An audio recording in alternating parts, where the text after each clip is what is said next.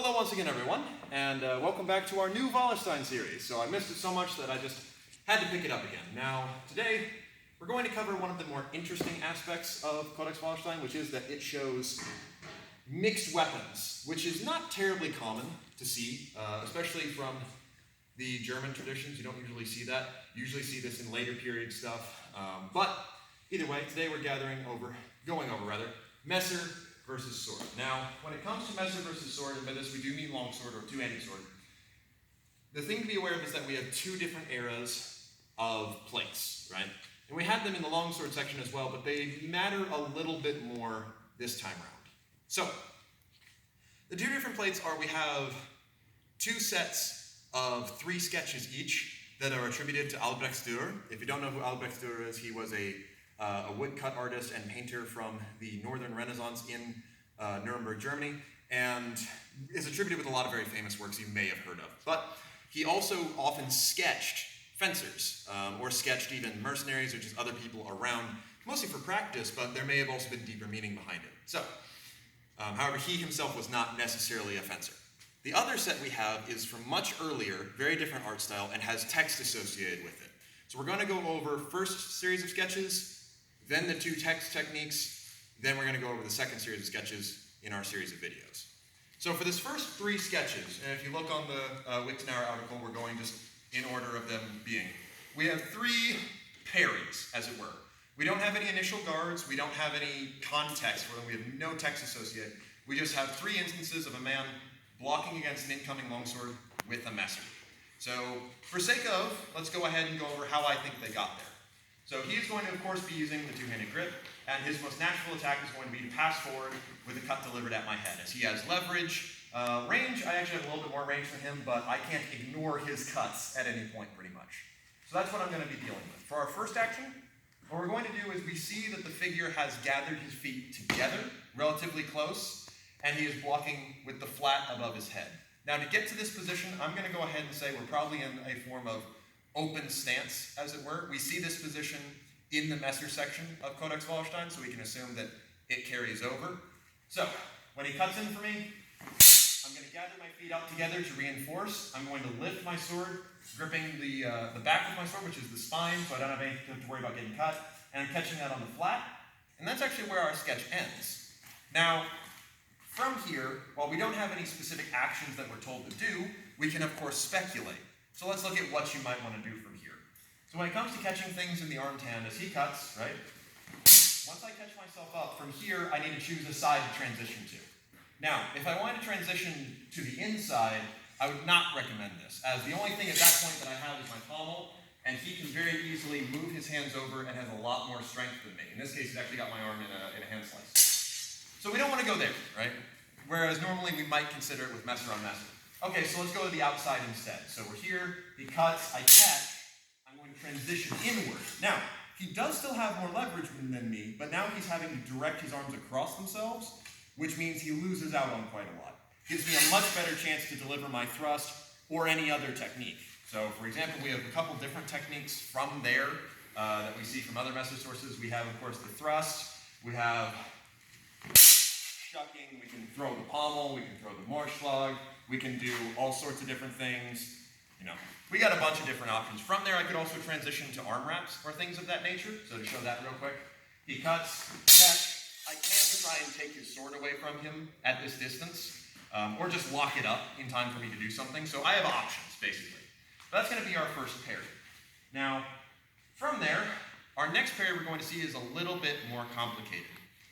Now what this is going to be is I'm once again going to be going to the outside of the sword, and for this, I would assume that starting off in a sort of low bastei, or alternatively starting off in the first position just back here, which is similar to first ward if you've done sword buckler, would be best, as I want my right foot to be forward. When he cuts, I'm going to step out to my left and bring my sword up to catch it on either the noggle or the crossguard. Now the sketch is a little bit unclear as to whether or not he's catching it horizontally like this, or more up like this. It doesn't actually matter. Depends upon just how things are in that particular day. But once again, I've got the same properties that we just discussed. I've moved to his outside, which means that it's much harder for him to direct energy over here to actually stop me. And if he does, it gives me opportunities, right? I've stepped much closer to him, than he is used to dealing with. So an important thing if you want to make this work is don't try to step away. So to show that, if I step away from him with this, I don't really get a whole lot, right? I'm still very far away from him. I don't really have him locked out. His tip is super mobile, and he can direct energy with his longer weapon. Versus if I step more directly up next to him, I have equal strength with him, because I'm arresting his sword at the length where it's actually shorter than mine, so it doesn't matter if he has two hands on the blade. And I've just got my left hand on my hip as the depiction shows, and I'm pretty secure. Now from here, what can I do? Well, of course, the thrust is the most obvious, right? Boom, that's that situation taken care of. I can move into the half sword if I so choose. I can grab hold of his hands and push them down for my thrust. If he tries to direct himself to my point to get away, I am set up for a great close range cut. And that is the thing to consider, is that at closer range, my sword can rotate faster than his can. So getting into that sort of prime zone, or if you've heard me talk about fencing at your proportion, this would be a good instance of that. So here's that one more time. And then we're in. Now our final one is going to be the idea of me going the other way. Now for this, we need a little bit of context, as the finishing position is going to be very similar to if I had done the Zorn Ort from the Kukner. But what essentially is going to be is if we look at the Messer section that comes just before this, they describe catching an incoming strike on the nail being, of course, the noggle. So what we presume here is that I'm not necessarily focused on sliding down his blade like the Zorn Ort. So if he cuts, I'm not trying to countercut per se. What I'm more focused on is just driving my tip from here or here, doesn't really matter, right? He cuts. I'm more focused on arresting his sword with my noggle / my crossguard, which is a very, very strong parry. Even with two hands on the blade, I can hold this without much difficulty, right? And from that point, I now can direct my tip in against him or lead into other actions. So here's that again. And you could do it out of here quite easily as well, just pushing that up like an Absetzen. I'm going to do it out of here just for differentiation. So he comes over the cut. I'm nice and protected. Even if it ends up pushing my sword slightly out of the way, he can't hit me right now. I can't hit him, but I'm in a better position because my sword can rotate around that tighter axis. So, what are some things you can do from this position? Well, really a bunch of them, really, right? As I just showed, you're set up for a hook. I can reach up and grab his blade, and even though he does have two hands, I've equalized us, essentially, right? I will have a much better chance of hitting him. I could step up to the thrust, and if you do it just right, you may even land the thrust. I have a bunch of options here, and if he tries to pull back and move my sword, there's that close range cut again. So what we're seeing with these techniques is the idea of, okay, arrest their motion with as strong of a parry as you can, either by literally reinforcing it, or by stepping into a way that reinforces it by what my properties of my weapon, or by the outside line where I am stronger. Right? And from there, you just do as you know well. Like I said, we have no text associated with these sketches, so we don't know if he was just drawing things he saw, right? A lot of times artists like to just sketch random things they see as good practice, or it could have been, he's like, okay, these seem to be the parries that work, let's draw those, right? But either way, I'm gonna throw on my mask and we're gonna do a couple reps of that so you can see them.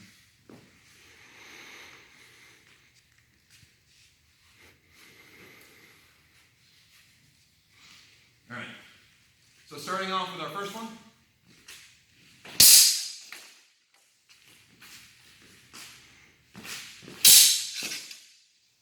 Let's go ahead and switch sides.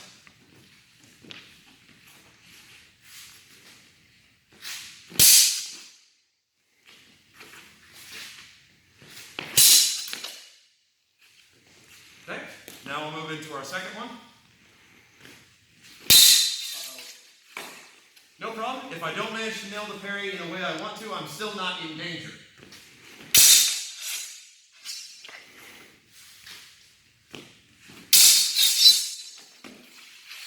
And as long as I'm in that tight zone, you can't really do a whole lot.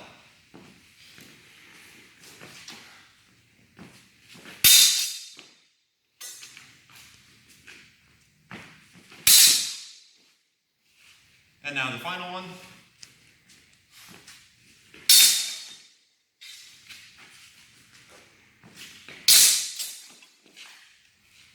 And from the other side.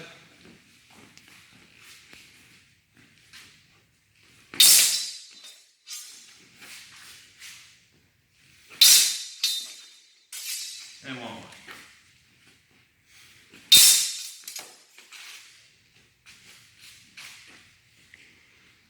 so as you can see, not necessarily always guaranteed to get them, but at the very least, if I try at my best to get to these positions, I have a much better chance of fighting off the fact that he is stronger than me. Now, right now, he's just doing one simple cut. If he were to do more complicated motions, things may change. But as far as just, I have a messer, he has a longsword, this is a good place to start. Because the important thing is the principles it teaches you, in theory, right? The idea of get tight after creating a big opening, arrest his motion with as strong a parry as you can, and then work within your optimal distance. And from there, depending upon what he throws, as long as you adhere to those principles, I'd say you have a fighting chance, right? Now, for now, that's all we've got. Next week, we're going to tackle the older plays, which have some text associated with them, which unfortunately has not been translated, and I'm not quite confident enough to try my hand at translating it. However, they're very similar to some actions from the messer section and from the longsword section, so we'll be able to do those without difficulty, and then we'll finish off with the 3 other sketches that are attributed to Albrecht Dürer. But otherwise, thank you very much, Jake, and we'll go over some other techniques another time.